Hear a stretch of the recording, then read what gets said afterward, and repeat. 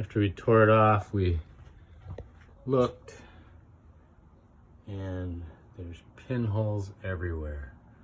The whole ceiling is rusted from the inside out. There's so many leaks, it looks like the Milky Way. All these little holes everywhere. That's what happens to these ice houses. It traps moisture between your vapor barrier and the ceiling, gets your insulation wet, then it rusts from below. So just a heads up for you guys, check your ceilings, make sure they are dry. It's easy, just take a speaker down and reach up there and feel and see if you got any moisture. And so we opened up the ceiling and it was full of water. So this is how Ice Castle builds them. It's just a little 2x4 that they ripped down, and it's a little thicker here in the middle, and then it tapers down to about 1.5 inches on either side. They run the wiring right above the pan, so there's no nail plates or anything, and they just squish the insulation up there. There's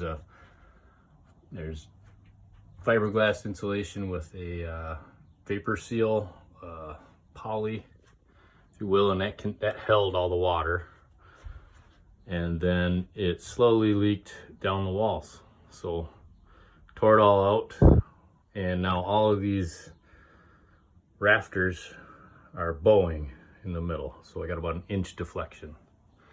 So we're replacing all those, and we're about to tear this off and completely replace every truss,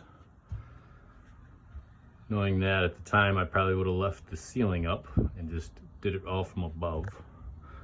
So we're going to try to do that with this front portion.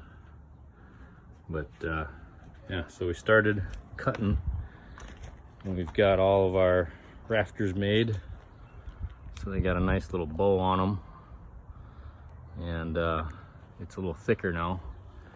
We're gonna go ahead and put this 3/8 plywood on. All right, phase 3. Got the new trusses on, and vapor barrier underneath all the trusses. And we got some nail plates here covering, and then we spaced it off with a lath board just to get the spacing right, and rock wool insulation, and then we're going for plywood sheathing next, and then rubber roof. Oh man, oh yeah, she done. Brand new roof. Like a 60 mil EPDM rubber. Nice little pitch. Hell yeah, she done.